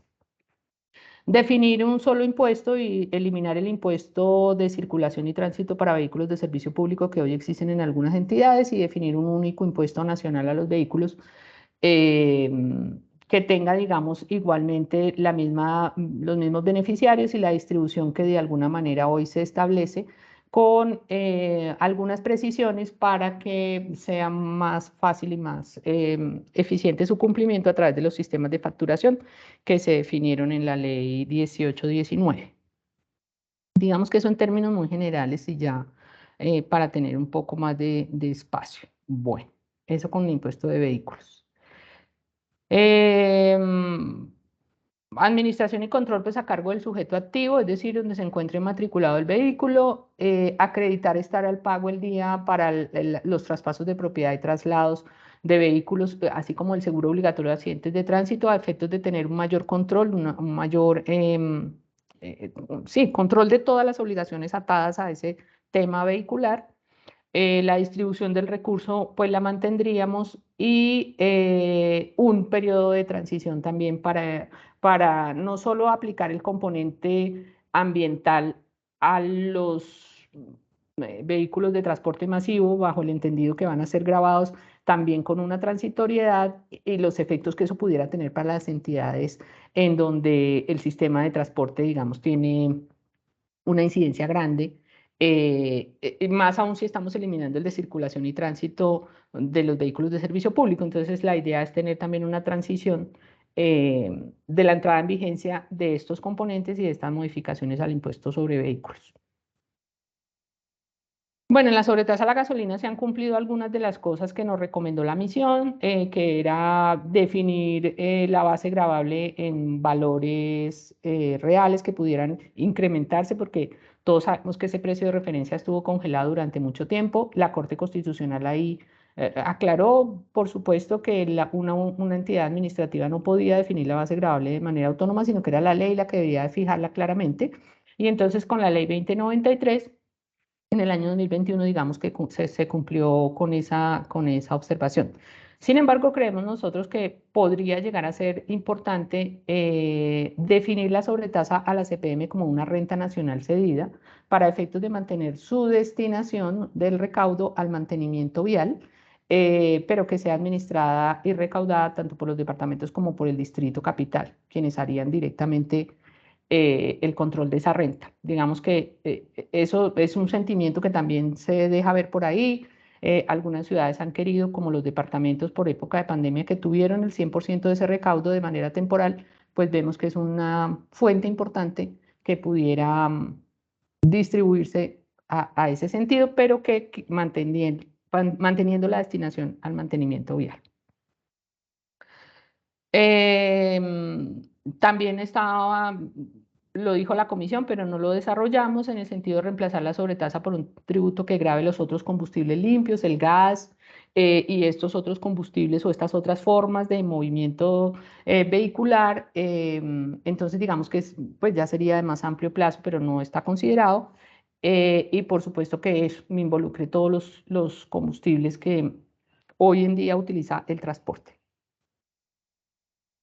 En el impuesto al consumo de cigarrillos, pues aumenta la tarifa porque a nivel internacional hemos visto y a nivel latinoamericano que hay un espacio grande de tarifario. Y segundo, pues ampliar el hecho generador a esas nuevas formas de calentamiento de tabaco y que también generan daños a la salud.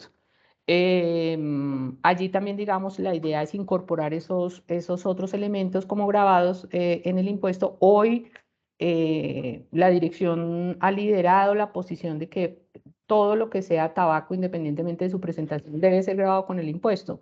Y los departamentos, digamos, hacen caso a esa posición, pero por supuesto no es un tema pacífico, genera discusiones y desde la ley, pues creeríamos debería quedar claramente planteado. En otros impuestos, bueno, hemos hablado de la sobretasa bomberil, también cómo definir algunas cosas puntuales para que no hayan esas discusiones con los cuerpos de bomberos. Crear un impuesto local a la publicidad que recoja el de avisos y tableros, pero que además incorpore esos otros tipos de publicidad que hoy se entienden y que no se limite a los 8 metros cuadrados de las vallas que hoy se hablan. Eliminar la contribución de obra pública porque era un tema para seguridad que habrá que entrar a reevaluarse o a revisarse, pero adicional porque encarece, junto con las estampillas, toda la contratación estatal puntualmente de obra pública. Ratificar o aclarar, por supuesto, que hay que eliminar los impuestos de apuestas mutuas, sistema de clubes, casinos, rifas menores, aunque nosotros hemos llegado a la conclusión de que están derogados por la ley de régimen propio de juegos de suerte de azar, pues algunos municipios lo siguen cobrando porque están allí en el 1333, entonces es como definir eso. Y evaluar la adopción del impuesto territorial de consumo de bebidas azucaradas, que pues hoy ya el gobierno nacional está tomando una línea y que pues esperemos cuál va a ser, digamos, la decisión en ese sentido, pero que sí creemos es importante manifestarlo. Y digamos que ahí terminaríamos. Me da mucha pena con Fernando Olivera porque me tomé mucho más del tiempo considerado, pero pues digamos eso en términos generales. No sé si hay preguntas. Sí, yo tengo un par de preguntas. Señor. Bueno, la primera sobre el porcentaje de vehículos automotor. Si hay algún análisis también frente al porcentaje de ese 2080 y si en términos de la administración del tributo no es muy engorroso tener que trasladar, digamos, de una a otra entidad ese 20%, en este caso, pues del departamento al municipio.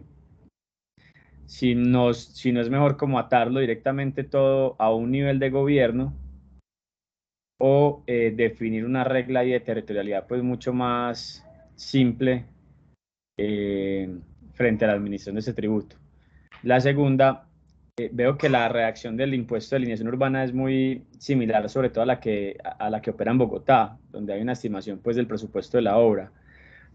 Y quería preguntarte si también ahí visualizan algo como de algún anticipo, porque si hay un sector difícil de auditar y de controlar es el constructor, donde crean incluso subsidiarias o vehículos pues corporativos nuevos para ejecutar proyectos y los liquidan una vez termina el proyecto. Entonces no sé si hay alguna redacción para tratar de asegurar el tributo vía anticipo en cabeza de curadurías o algo así. Excúsame si de pronto lo planteaste y no lo escuché, debido pues a que siempre fue no. Para arrancar ahí con delineación esa última pregunta, no, efectivamente no estamos considerando un anticipo, justamente por el ejercicio que ya Bogotá lo tuvo y no fue sencillo el hecho de buscar al contribuyente para una segunda declaración que efectivamente ajuste todo el costo efectivo de la obra. No es un tema fácil de administrar. El tema del anticipo y por esa experiencia no lo hemos considerado. Podría de repente dejarse una regla muy general para que la entidad territorial lo adopte según sus necesidades, pero pues habría que entrar a mirar cómo se haría, pero no lo estamos considerando. Y en el tema del 2080 vehículos, el giro de esos recursos, pues hoy en día, conforme el decreto reglamentario, lo debe hacer la entidad de recaudadora. Es que ni siquiera el departamento entra a revisar eso. Creo yo que es un tema más de cultura tributaria y de información al contribuyente de cuál es el dato que debe incorporar en su declaración hoy facturado, porque además así la misma ley lo ha considerado y muchas entidades han querido el tema de facturación para el predial, para el impuesto de vehículos, porque es que la información la tiene toda la entidad territorial y esa actualización de información pues es el RUN quien pudiera darnos el valor agregado allí y por eso en la 1819 así se fijó, el RUN debe entregar la información de manera gratuita y oportuna a los departamentos para el efectivo cobro del tributo.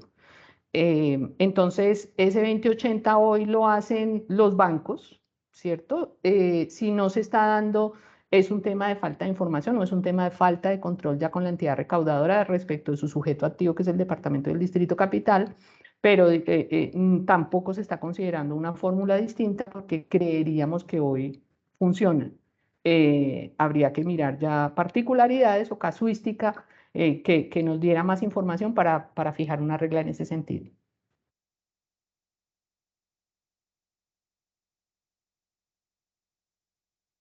Y si no hay más preguntas, pues les agradezco a todos la atención. Por supuesto, la Dirección de Apoyo Fiscal está atenta a recibir todas las recomendaciones, ideas, inquietudes y, por supuesto, a trabajar con la misión y con las personas que hoy están en este componente de ingresos. Veo una mano sí, de María Machado de Fede Departamentos. Señora. Buenos días. Doctora, queríamos hacerle como una recomendación. Es que, digamos que los estudios ya han demostrado que cada vez que se aumenta el impuesto al tabaco, a los cigarrillos, el contrabando se aumenta 7 veces. Entonces, sí, digamos que habría que tener como ese elemento a la hora de hacer los estudios, porque finalmente impacta en menor ingreso a las entidades territoriales. Entonces, para que tengan en cuenta ese elemento cuando se considere aumentar ese tributo.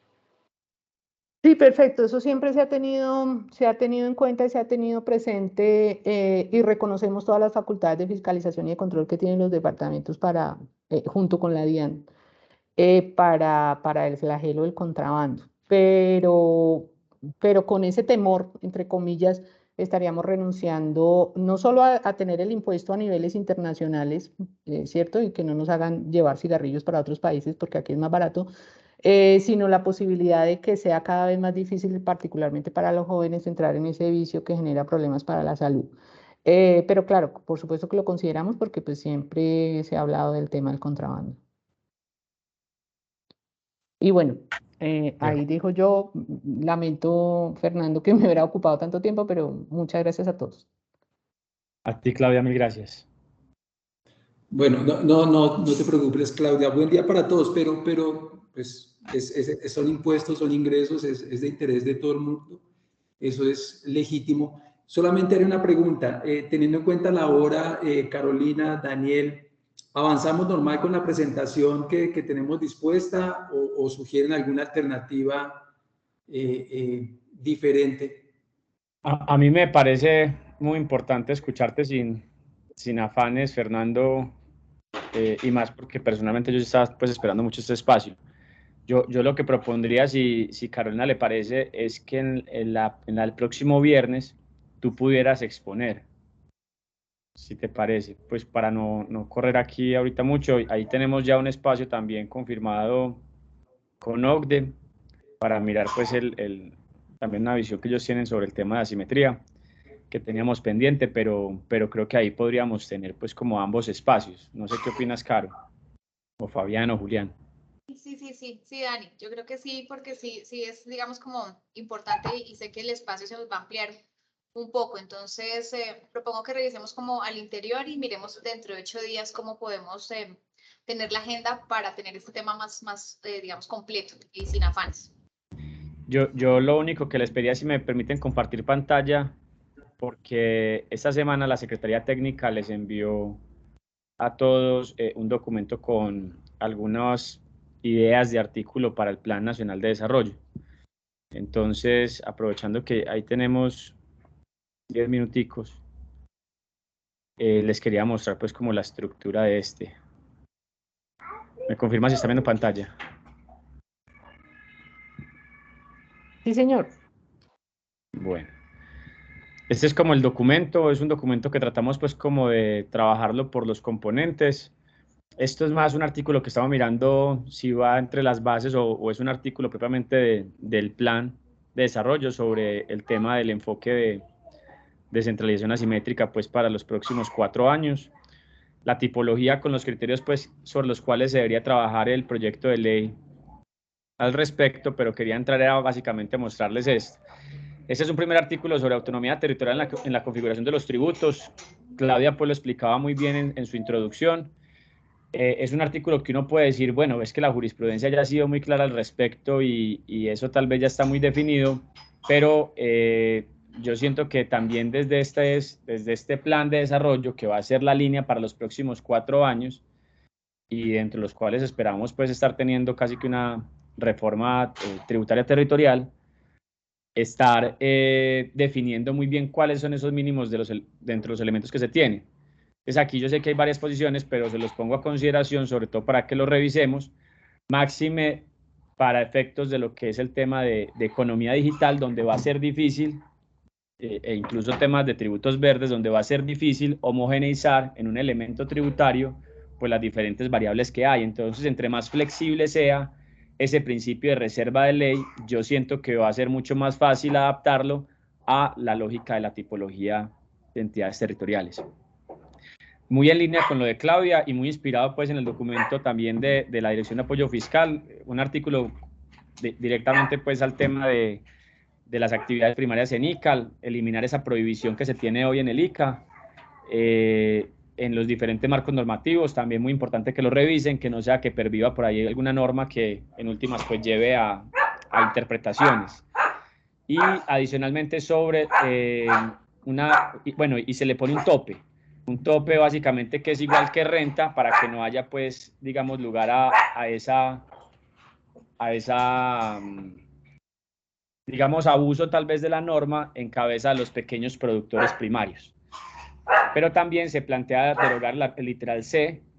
Creo que ya hay un proyecto de ley incluso en curso en ese sentido, y es para quitar todo el tema de la prohibición también de gravar las minas y canteras en el nivel municipal con el impuesto de industria y comercio. También se plantea una derogatoria o una eliminación dentro de ese artículo 196 de la ley 14 del 83, perdón, el artículo 342 de la 1819 del 2016 sobre las exportaciones, ¿sí? En términos de la base gravable, puntualmente, eliminando pues la prohibición también sobre las exportaciones, muy en línea pues con la lógica de que es un tributo directo y que en últimas pues debería ser el municipio quien defina esta situación. También en línea con lo que planteaba Claudia en términos de los sujetos pasivos del impuestos territoriales, sobre todo en el impuesto predial, que es donde yo veo mayor litigiosidad y mayor imposibilidad de capturar el impuesto predial cuando está en cabeza el predio de un patrimonio autónomo y una sociedad fiduciaria como vocera de ese patrimonio autónomo. Entonces, para que haya allí una responsabilidad directa de los fideicomitentes y o beneficiarios, pero también de la sociedad fiduciaria como vocera de ese patrimonio. Y ese artículo sobre economía colaborativa, yo espero de verdad que lo revisen, lo lean. Esto no es un artículo, estos no son artículos perfectos. Por favor, toda la varilla que puedan dar, más que bienvenida, porque no es un ejercicio fácil. Uno entre más cabeza le echa este tema de economía digital, pues se encuentra cada vez que hay más aristas. Esto es un tributo que se plantea puntualmente sobre un modelo de negocio que es el de economía colaborativa. Ustedes me han escuchado mucho, esto implicaría el tema de Rappi, el tema de Uber, el tema de Cabify, de Airbnb, todo el tema de hospedaje, y es básicamente una definición donde hay una conexión de un oferente con un demandante de un bien o servicio. Se le faculta pues a los consejos municipales para implementarlo. Es un tributo indirecto, es decir, iría directamente al consumo, precisamente porque gran parte de estas plataformas tienen su presencia corporativa por fuera del país, no tienen una residencia fiscal y por ende pues es difícil de seguirlos, y de hecho es el por qué estamos viendo en la reforma, ayer veíamos muchas noticias, el tema de los tributos a las plataformas digitales. La Nación lo que logró hacer en el 2019 fue implementar un tributo, ampliar el IVA para este tipo de actividades, sobre todo en las plataformas digitales, en Netflix, en todo lo que es streaming puntualmente, Amazon, etcétera. Y ahí lo viene recaudando. Se supone que Uber también lo tiene, pero cuando usted le factura al Uber, usted no encuentra que haya por lo menos un IVA, por ende parece que estuviera enmascarado dentro del servicio de ellos. Entonces, por eso yo pues considero, digamos, que en este tributo debe ser indirecto, monofásico, es decir, en la última cadena. Entonces, quien toma el servicio, de alguna medida, pues tiene que pagar a través del sistema financiero, pues que es la gran ventaja también de esta economía digital.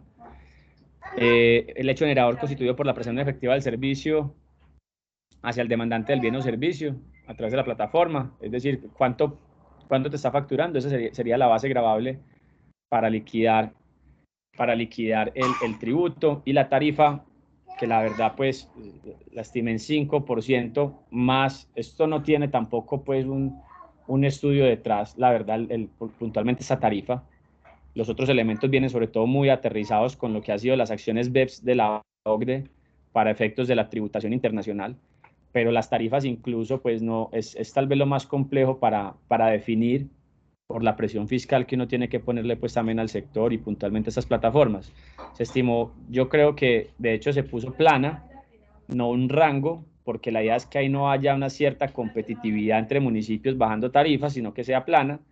Y lo que uno sí encuentra es que lo más difícil es el factor de redistribución de los recursos, porque ahí pues lo que se establece es que hay un responsable, que es el sistema financiero o canales a través de los cuales se canalizan los recursos, el agente de recaudo o el responsable, pero eso tendrá que llegar a un fondo de cuenta directamente del Ministerio de Hacienda para mirar de qué forma logramos pues redistribuir los recursos, teniendo en cuenta dos variables.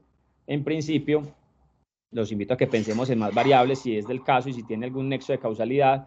Una de ellas es la población, ¿sí? Porque pues, precisamente tratando de atarlo al concepto que trajo el Ministerio de Hacienda, la reforma tributaria de presencia económica significativa, orientado sobre todo al número de suscriptores, al .com en la plataforma, etcétera, y también al nivel de conectividad del municipio. Hay unos índices que genera sobre todo el DANE en términos de la penetración del internet fijo en las ciudades, que podría servir de referencia para efectos de la redistribución. En todo caso, pues aquí yo digo, obviamente que por el rol del Ministerio de Hacienda y puntualmente de la Dirección de Apoyo Fiscal, evaluar pues las reglas de redistribución de estos recursos. Sobre todo porque hay unos sectores que hoy tienen un déficit muy marcado. Uno de ellos, por ejemplo, es el de transporte, los masivos y los estratégicos que vienen en camino, y esto podría ser una fuente dentro de otras que se puedan construir para cerrar ese déficit que hay en los masivos, tal como nos lo mostraba Jean-Philippe en días pasados. Pero también por temas, por ejemplo, de malla vial, por temas, por ejemplo, de convivencia que agudizan este tipo de plataformas digitales, sobre todo las de hospedaje, o por temas incluso de control del espacio público, con lo que pasa con Rappi, Uber Eats y demás plataformas, pues también que ocupan este espacio público. Y al final, pues hay otros artículos que ustedes van a estar encontrando, que se han ido trabajando con el equipo técnico, puntualmente con Luis, con Luz Estela, con Juliana, sobre el tema de los componentes. Entonces, como estamos hablando de ese tema tributario, quería mostrarles básicamente este documento. Si hay algo difícil es tratar de incorporar artículos adecuados a un plan de desarrollo, ¿cierto? Ya hemos conocido como esos, por lo menos esos ejes que está planteando el director de planeación, y sería importante pues tratar de ser muy, yo creo que muy propositivos pues con este espacio, y sobre todo pues porque hay el reto en cabeza de la subdirección territorial del DNP, de Carolina, de Camilo, y por supuesto de la Dirección de Apoyo Fiscal, pues tiene que ser muy cohesionado y muy consistente para efectos de que tenga eco. Caro, escúchame que Sí, no te... gracias, Dani. No, realmente este archivo no se digamos, se lo habíamos compartido solamente al equipo de la consultoría para hacer la revisión, pues porque digamos es un trabajo que se ha venido Dani trabajando, mirando desde la parte, digamos, con su equipo de consultores, y bueno, digamos, lo hemos visto como en conjunto, pero realmente todavía no se ha discutido acá pues con el subdirector y pues obviamente con el director general, sino son propuestas que se tienen. Entonces, pues, repito, son, digamos, hasta ahora como propuestas que tenemos desde la parte técnica, sin discutir aún, no desde la misión, sin discutir aún todavía pues al interior con el director y demás, pero pues ya si podemos tener apreciaciones que nos puedan ayudar, maravilloso, pero pues obviamente, insisto, no son propuestas, no son artículos que ya tengamos como definidos en plan o algo así, no, y son propuestas como muy incipientes todavía, pero pues que, como lo dijo Daniel, nos pueden nutrir con sus apreciaciones pues para poder fortalecerlos. Igual son, hasta ahora estamos pues como arrancando con ese tema, entonces por eso no lo hemos compartido todavía, pero pues Dani ya le hizo como una presentación de su contenido, entonces pues valdría la pena que de pronto tuviéramos observaciones, vuelvo y digo, teniendo en cuenta que es un equipo, una propuesta del equipo técnico, más no ha sido todavía socializada con el subdirector de acá o el director, y pues menos obviamente con los miembros de la misión como tal. Entonces quería hacer como esa apreciación. Gracias, Dani. Gracias, Caro, sí, gracias. A ti, gracias. Bueno, con eso creo Carolina, que... pero ¿cómo lo vamos a conocer? ¿Nos los van a enviar formalmente a través del correo? O...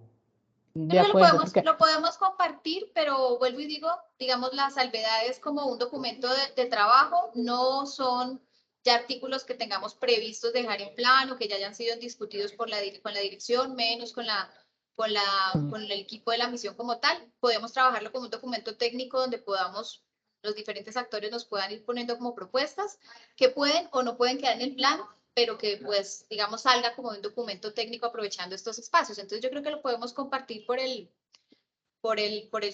correo, ahorita con el equipo de la Secretaría Técnica, que lo compartimos a las personas que nos acompañan. Bueno, muchas gracias, sí. Gracias. Bueno, muchísimas gracias entonces a todas las personas que nos acompañaron. Mil gracias, doctora Claudia, doctor Fernando, Dani, doctor Néstor, todos los que estamos acá presentes. Gracias por el espacio y gracias pues por, digamos, su tiempo, dedicarnos este espacio porque es muy importante para todos. Bueno, con mucho Muchísimas gusto, gracias. buen día para todos. Gracias.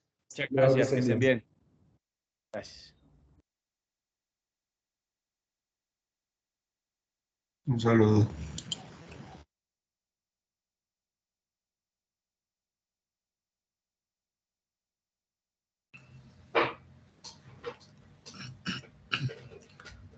Bueno, muchas gracias por las intervenciones.